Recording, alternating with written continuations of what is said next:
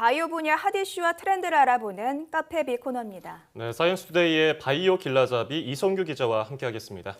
어서 오세요. 안녕하세요. 예, 이번 시간에는 어떤 이야기 해볼까요? 요즘 날씨를 보면은 집중호우가 잦잖아요. 네. 갑자기 많은 양의 비가 쏟아지다 보면은 교통사고가 날 확률도 훨씬 커질 수 있잖아요. 우리 앵커들은 혹시 한국인 사망 원인 1위가 무엇인지 알고 있나요? 1위까지는 잘 모르겠지만 지금 말씀하신 교통사고도 주요 사망 원인 가운데 하나 아닐까요? 네. 이 교통사고도 한국인 사망 10대 원인에 들어갈 정도로 꽤 큰 비중을 차지하고 있지만 네. 1위는 암이었습니다. 암이요. 그 암에 이어서 이 뇌질환과 심장질환 이 뒤를 잇고 있고 교통사고는 9위를 차지하고 있습니다. 예, 한국인 사망 원인 10년 정도 됐나요? 그동의 1위는 역시 네. 암이었잖아요. 전 연령대로 봤을 때. 네. 그러면 이 암의 완치는 역시 좀 어렵다고 봐야 될까요? 우리나라 인구 10만 명당 한 150명 정도가 이 암으로 사망할 정도로 이 암 사망률은 꽤 높은 편에 속하거든요. 예. 하지만 이 항암제도 과거에 비해서는 괄목할 만한 수준으로 발전이 됐고요. 또 이제 암을 무력화하는 새로운 연구도 활발히 진행되고 있습니다. 이런 점에서 이제 과학자들은 아직은 좀 무리지만 앞으로 가까운 시기에 인류가 암을 정복할 수 있을 것이다.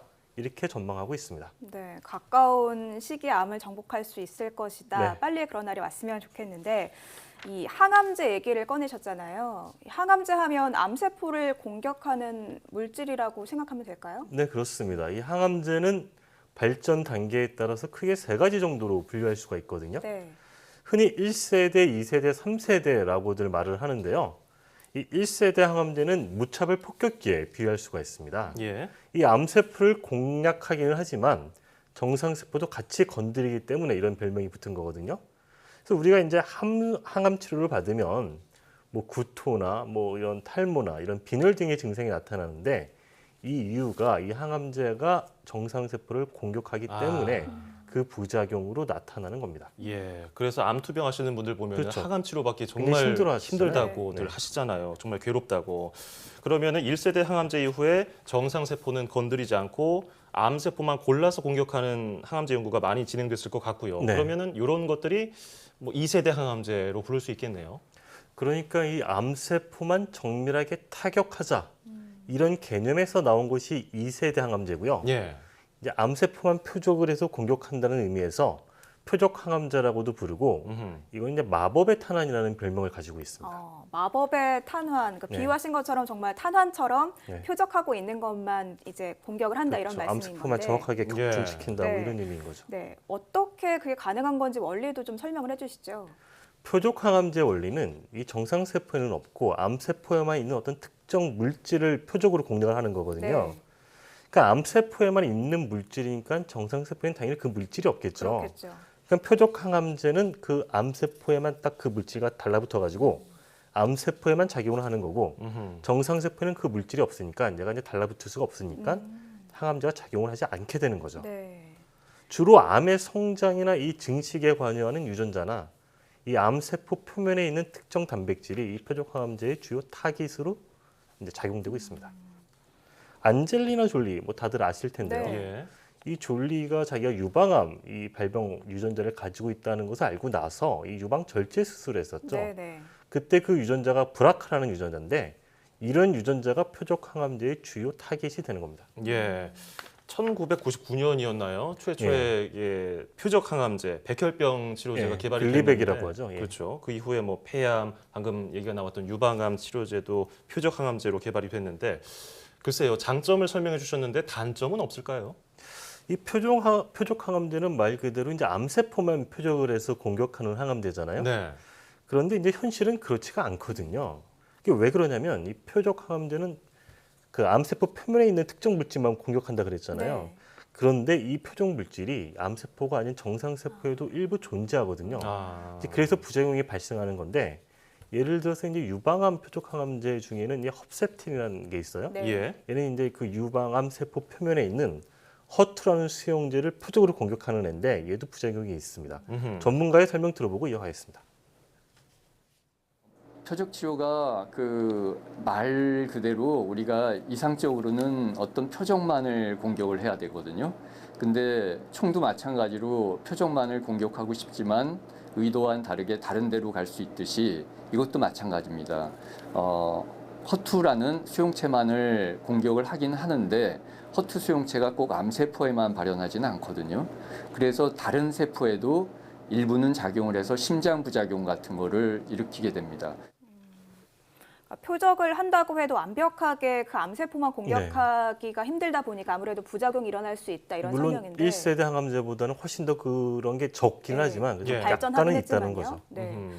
그 외에도 또 이런 약이라든가 이런 거는 어쨌든 내성 문제도 네. 저희가 부작용 중에 굉장히 좀 중요하게 다루는 부분이잖아요. 혹시 그런 문제는 없을까요? 근데 표적 항암제는 주로 이 암세포의 성장이나 증식에 관련된 애들을 공략한다고 말씀드렸잖아요. 그래서 이제 암세포가 그런 항암제를 투여받으면 처음엔 자기네들이 성장이나 증식을 잘 못하지만은 얘들이 이제 스스로 다른 방법을 찾는 거예요. 적응을 하는 거죠. 세포 차원에서 이제 이렇게도 성장할 수 있고 이렇게도 증식할 수가 있으니까 이런 항암제가 듣지 않는 다른 루트를 찾아가지고 스스로 생존 전략을 구사하는 거죠. 네. 그렇게 아하. 되면은 이 항암제를 처방해도 더 이상 듣지 않는 내성을 갖게 되는 거죠. 물론 1세대 때보다는 나아졌지만 2세대 항암제 역시 완벽하지는 않았는데요. 네. 그러면 이것들의 단점을 보완해서 나온 것이 3세대 항암제겠네요. 네. 이 암이 하나의 유전자만 망가져도 발생하기도 하지만 예. 대다수의 경우에는 여러 가지 유전자가 복합적으로 작용을 하거든요. 네. 이럴 경우에 각각의 유전자마다 표적 항암제를 투여받는다고 한다면 환자의 좀 부담이 좀 상당할 수가 있고요. 네. 그리고 어떤 그런 암을 일으키는 표적 유전자에 대해서 아직 항암제가 개발되지 못한 것도 상당히 있거든요. 이런 단점 등을 극복하기 위해서 나온 것이 3세대 항암제인데 우리가 이제 그걸 면역 항암제라고 부르거든요. 네. 예. 잠깐 설명을 드리면 이제 지미 카터 대통령 다들 아시잖아요. 네. 이 카터 대통령이 피부암 일종인 흑색종이 뇌에 이 전이가 돼가지고 시한부 판정을 받았었어요. 그런데 이 카터 전 대통령이 면역 항암 치료를 받고 나서 완치가 됐다. 이게 화제가 됐었죠 최근에. 그 2세대 항암제 같은 경우에는 암세포에 있는 일부 유전자나 단백질을 네. 표적으로 해서 공략을 네. 한다 이런 원리였는데 그러면 이 최근에 좀 이슈가 된 3세대 항암제는 어떤 원리인지도 궁금한데요. 그럼 기존의 1세대나 2세대 항암제는 암세포 자체를 이제 타겟으로 해서 공략을 하는 네. 방식인데 예. 이 3세대 면역 항암제는 가장 큰 차이가 암세포를 직접 공략하는 것이 아니라 우리 몸에서 이제 면역세포라는 게 있잖아요. 네네. 이제 뭐 세균이나 바이러스 같은 게 침입하면 싸우는 그 네. 면역세포가 있는데 그 면역세포를 자극을 해서 이 면역세포가 암세포를 공격하도록 도와주는 역할을 하는 힘을 거예요. 키워주는 거네요. 그럼 우리 몸에 원래 이 적과 싸우는 그런 어떤 힘을 좀 증강시켜준다 이런 개념인 거죠. 이 암세포는 원래 우리 몸에서는 정상세포였는데 얘가 이제 뭐 유전자나 이런 게 이상이 생겨서 비정상적인 세포로 변한 거잖아요. 그래서 암세포의 특징 중에 하나는 자기가 이제 면역세포가 암세포를 아군인지 적군인지 잘 인식하지 못하도록 그런 회피 전략을 구사를 해요. 네. 그러면 이 면역 항암제가 하는 역할은 뭐냐면은 우리 면역세포가 암세포가 적군이라는 것을 정확하게 인지할 수 있도록 도와주는 역할을 하는 거예요. 그렇게 되면은 이제 면역세포가 암세포를 공격하게 되는 거겠죠. 예. 예, 전문가 설명 들어보고 이어가겠습니다. 이제 암세포들이 자라고 성장하면서 그런 우리 몸의 면역 기능을 회피하여서 공격을 받지 않도록 하는 물질을 발현을 합니다. 면역 회피와 관련된 물질을 공격해서 억제함으로써 이제 암세포가 면역 회피를 하지 못하고 우리 몸의 면역 기능이 보다 잘 암세포를 공격을 함으로써 암세포의 성장을 억제하는 그런 면역 치료가 이제 근래에 많이 도입되어서 사용되고 있습니다. 이 면역 항암제는 우리 몸에 이제 있는 면역 세포를 이용한다는 점에서 기존의 1세대나 2세대 항암제보다는 부작용이 거의 없다. 이런 장점이 있고요.